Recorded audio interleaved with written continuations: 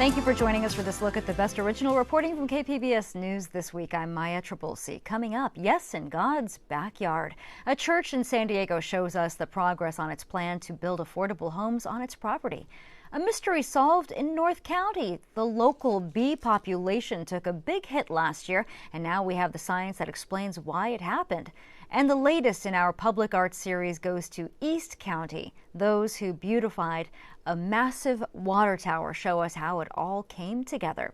And we start with the loss of a vital information source for Spanish speakers in San Diego.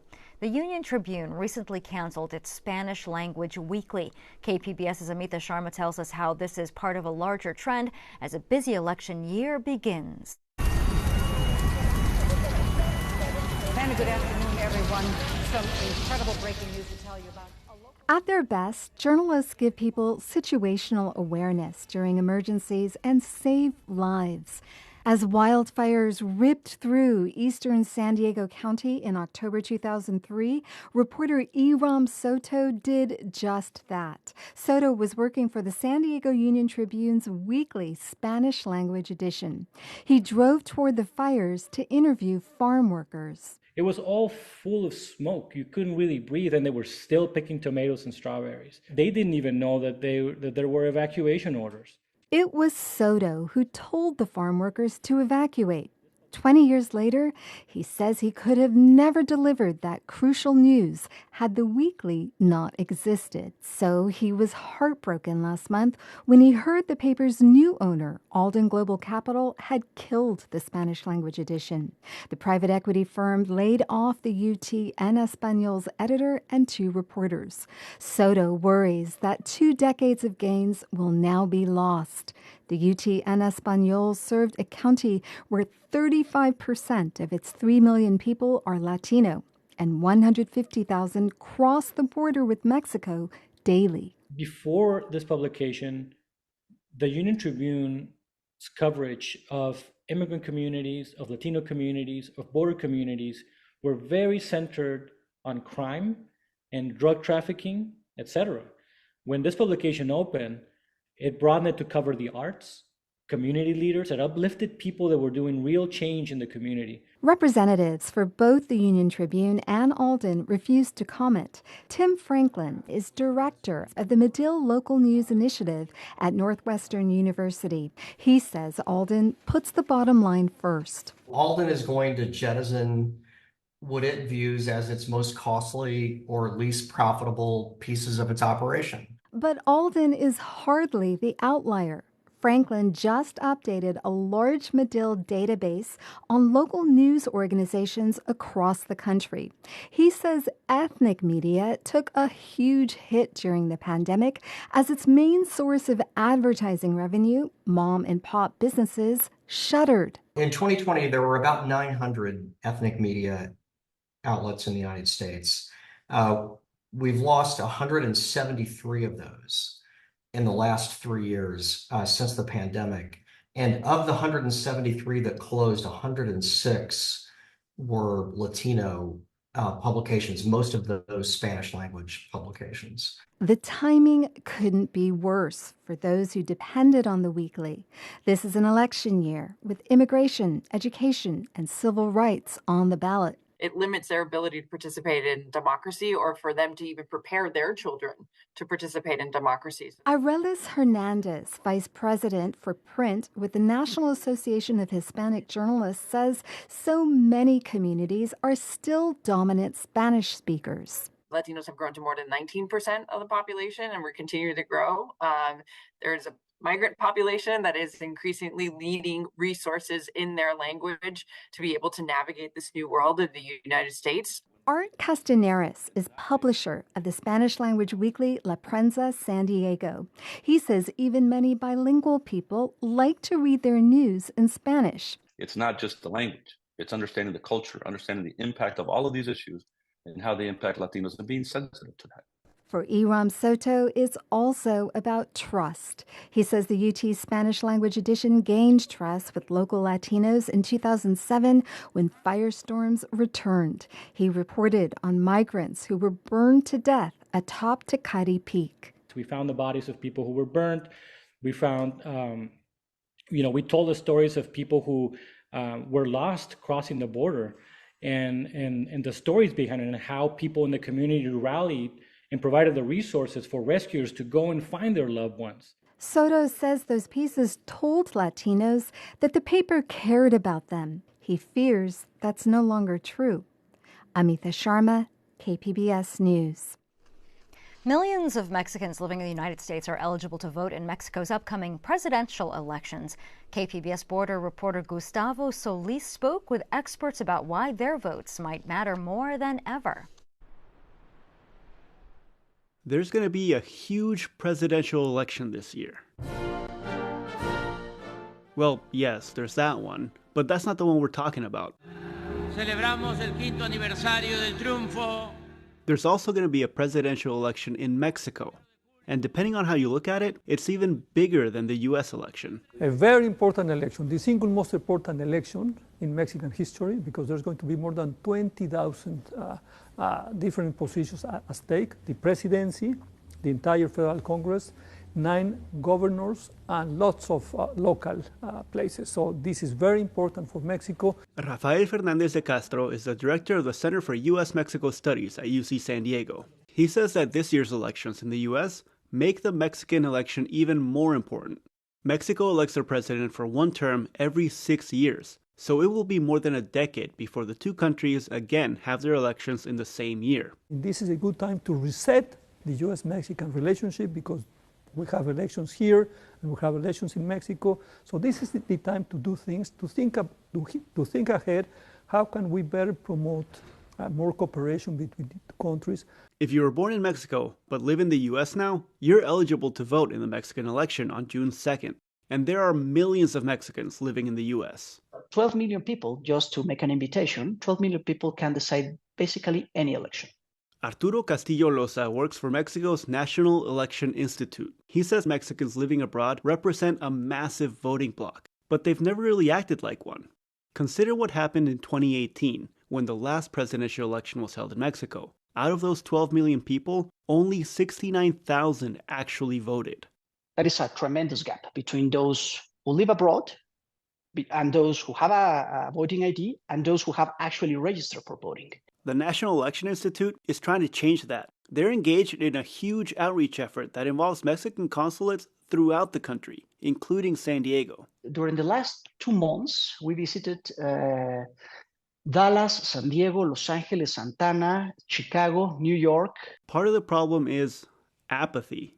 Many Mexicans in the U.S. don't really have much interest in Mexican politics. They aren't sure why their vote even matters south of the border. But it does. Castillo says Mexicans living abroad still have family and friends back home. They send billions of dollars back to Mexico in remittances every year, and they should have a say in how that money is taxed. His pitch is simple. So if you like what is happening in Mexico right now, vote so this will continue. If you don't like it, vote so it will change. So how do you cast a vote?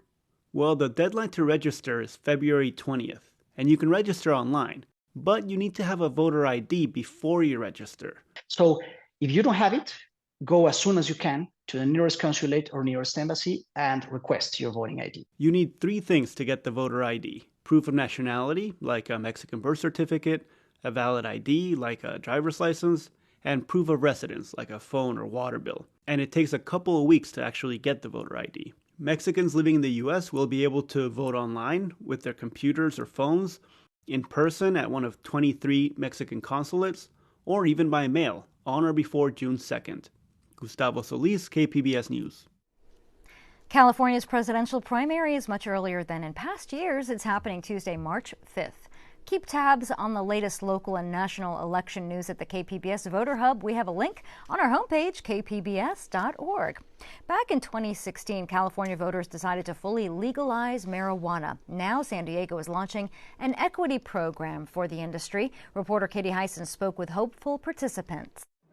More than a dozen people protest silently outside the mayor's annual State of the City address downtown. They're holding signs that say things like, "Come on, Mayor, make cannabis fair," and "Jailed for cannabis, can't enter market."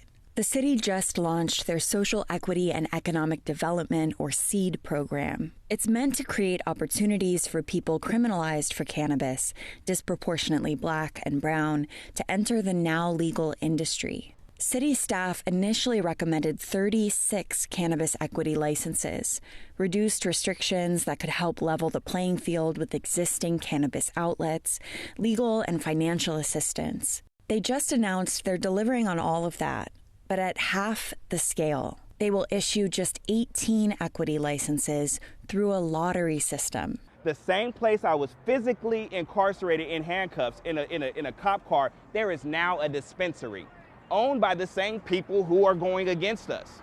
The irony in that. That's cannabis equity organizer Armand King, who says the mayor is caving to pressure from current operators. King wants a merit-based system for participants to reinvest profit in their communities, and for 36 licenses to match the number of current operators. 36 would have been equal. You offering 18, that means we're less than equal? That just reminds me of we're 3/5 of a human being. We're still less than equal to you, Mayor? A city spokesperson said only that they met with King and that Gloria did not think a higher number of equity licenses was a good idea. City staff will present the program to the Planning Commission next month and to the full City Council in the spring. Katie Hyson, KPBS News. It was a mystery last fall. Millions of bees died at a North County sanctuary, and at first no one was sure why. KPBS reporter Jacob Ayer says now there are some answers. Roughly 3 million honeybees died over a few days at the San Diego Bee Sanctuary last September. That was about 2/3 of their bee population. You know, all these colonies here, you just see piles of dead bees, pile of dead bees, pile of dead bees. Dominic Peck and Paul Gunn are co-owners of the company, which rescues and relocates bees throughout the county.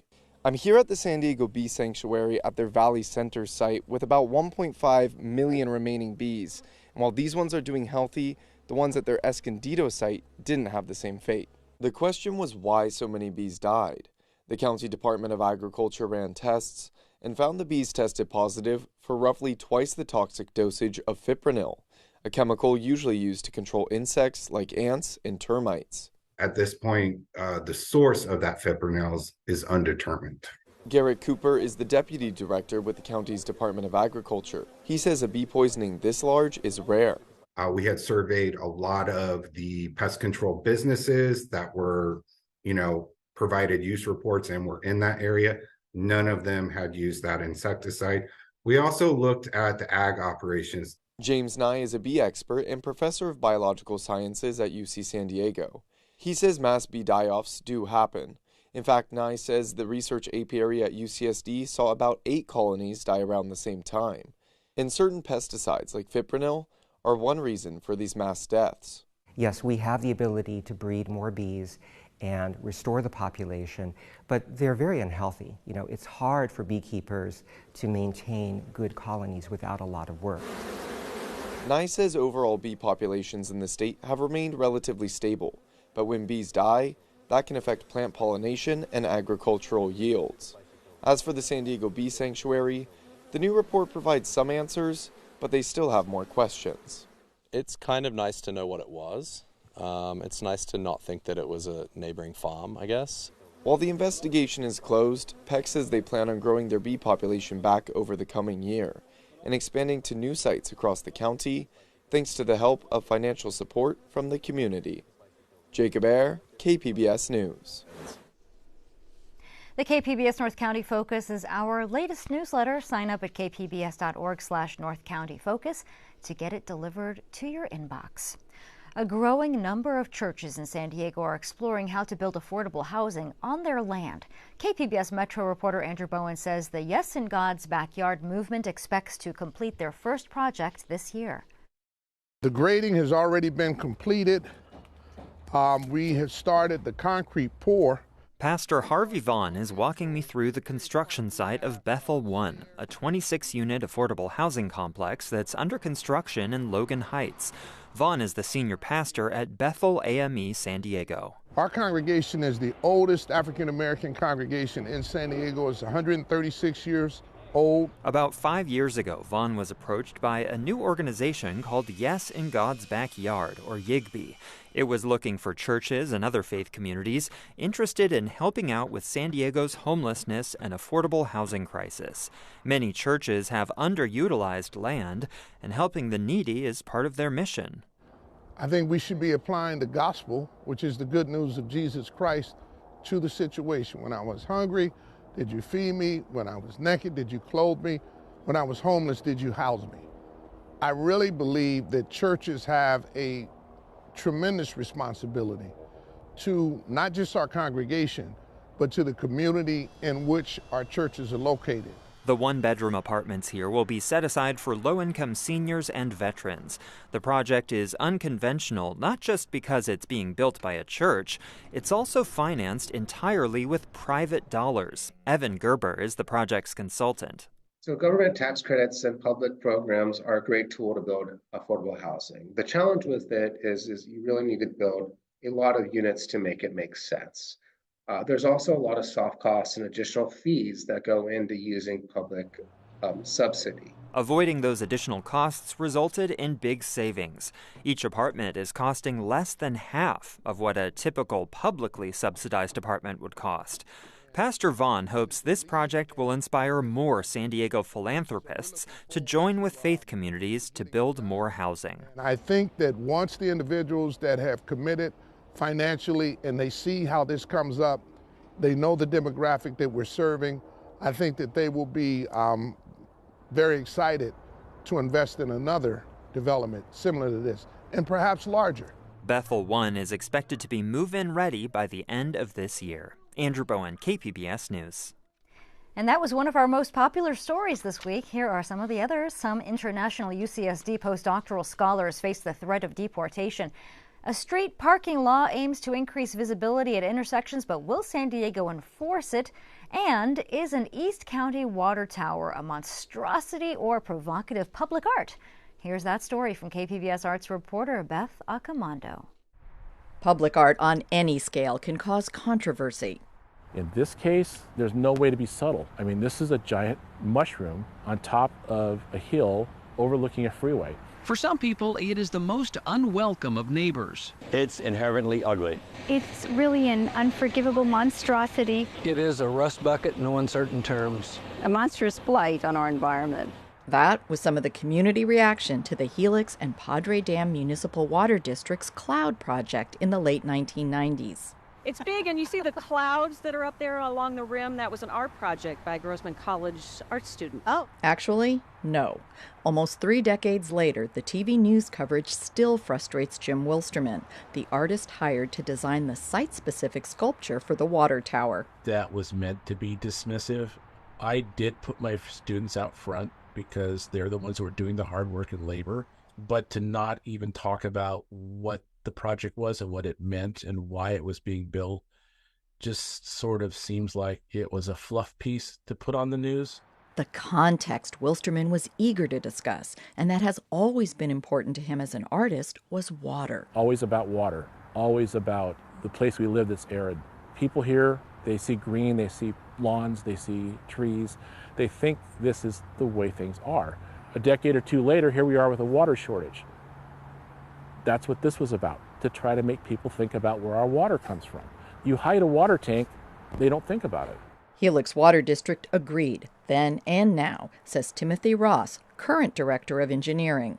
We knew this tank was going to be seen for miles and miles around, and so we wanted to make it a feature and not a distraction from the environment. And so one of the reasons we decided to engage an artist on this project and make a public art piece is because this really is a unique tank for our system. I personally really think it's a very creative, and I think this tank is unique. It was meant to be unique. Unique in that it's 2 tanks in one and was designed to never need exterior maintenance. What it's doing is it's oxidizing the exterior, and this tank will never need to be recoated or maintained over the next 2 centuries that it's actually going to be in service. So it's a very practical application, but we also thought there's an opportunity to make it a feature and break up all that big brown metal with something that stands out. Wilstermann suggested a trio of designs that were pitched to the community. Residents overwhelmingly chose the one with clouds. He then constructed the clouds out of stainless steel.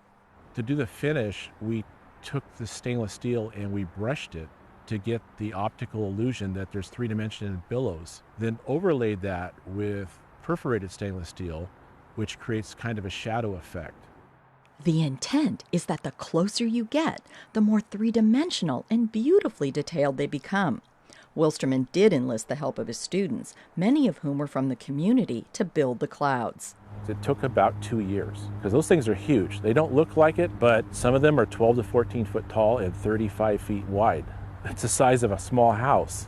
The project was a challenge on multiple levels. I had to build my own crane. I was the one that guided them into place. I had to build spreader bars to lift things up. I had to build jigs. I pulled my father out of retirement, who worked at General Dynamics, and he came and showed me how to do layout work because he built huge aircraft and missiles. It was challenging. It was challenging to get it there, get it up here. Wilstermann weathered a lot of criticism for his art, but feels vindicated by the kids who grew up in the neighborhood and ended up at Grossmont College, where he taught. And when they found out that I was the artist that did that, they were like, that was the coolest thing that ever happened to my neighborhood when I was growing up, because it stimulated my imagination. I wanted to know why it was there. It reminded me of the clouds over the mountains, which is basically what the story we were trying to tell.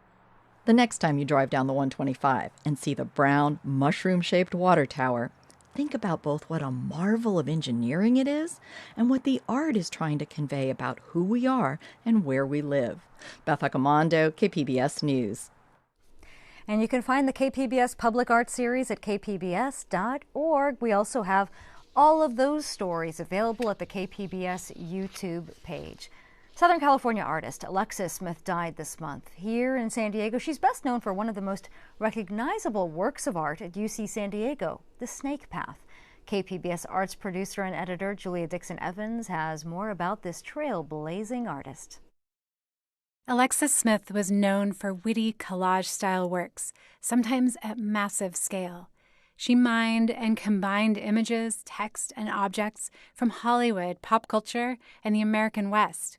In 2022, she was celebrated with a major survey exhibition at the Museum of Contemporary Art, San Diego. But her best-known work locally might just be a footpath. Her Snake Path winds up a hillside toward UC San Diego's iconic Geisel Library. Completed in 1992, it's a 560-foot-long mosaic rendering of a serpent. It draws on themes of paradise, innocence, and knowledge. Matthew Gregoire has worked with UC San Diego's Stewart Art Collection since the 1980s. This was the first work in the Stewart Collection that was completely embedded in not just the physical landscape, but also the functional landscape, because it's a pathway. Students walk directly on the snake to and from class or study sessions at the library. Smith had said there's one crucial difference for her between public art and museum art. When you put something in a museum or a gallery, the audience is the people who know that it's there and choose to go see it. And when you put something out in the world, you get everybody. In 2021, Smith became the only artist to have two works in the Stewart Art Collection. Her 1987 mural and collage work, one that actually inspired the Snake Path, is now installed in a new lecture hall on campus. She was diagnosed with Alzheimer's disease in 2015. Alexis was courageous, and she had this extraordinary tenacity. She was completely an original. She didn't fit into any particular isms or art historical easy explanations. Julia Dixon-Evans, KPBS News. A new state law is trying to ensure that the ability to write in cursive doesn't become a lost art. KPBS education reporter MG Perez tells us why more classrooms will be putting pen to paper this semester. In the chaos of this sixth grade classroom, there is lots of learning going on, led by veteran teacher Thomas Courtney at Millennial Tech Middle School in Choias View. He directs lessons in language arts, history, and now penmanship. I took my cursive handwriting so seriously, and I would get better and better. As of January 1st, the art of cursive writing is now a requirement by the state of California for all public school students in 1st through 6th grades. It has not been required since 2010, when success on standardized tests became much more important. When you're under that kind of pressure, you'll tend to put the cursive stuff aside, okay? Even though you know that it's part of a robust and important and empowering set of lessons. It's kind of like, it's like a fun experience to write with cursive, and it kind of like helps you write it neater. 11-year-old Sophia Katch considers cursive her artistic outlet. She was fortunate to have an elementary school teacher who showed her how to write. Because art is fun, you can do like things, for example, like painting, drawing, and cursive is like a perfect way to get started. I want to sell houses. Real estate? Yeah. Chanel Landeros has a different opinion. She prefers to punch keys on her Chromebook computer because she feels it will get her closer to her career goals than writing in cursive. It's not fear, but I just never really know how to do it, and I don't think it'll be easy for me. The new state law reviving the writing of letters with strokes that don't leave the page until the word is complete has benefits of improving child brain development and fine motor skills. That will take some convincing for students who have never known another way. More efficient? Are you a better student if you type? Yeah. Why? Because on typing, I'm really used to typing really quick, so I can do my work quickly while also thinking fast. Mr. Courtney is excited to see where this experiment takes his class. That their work on paper is art to them, right? You lose that, what else do you lose? Can I measure that on a standardized test? I don't think so. Can I see it in my classroom? 100%. M.G. Perez, KPBS News.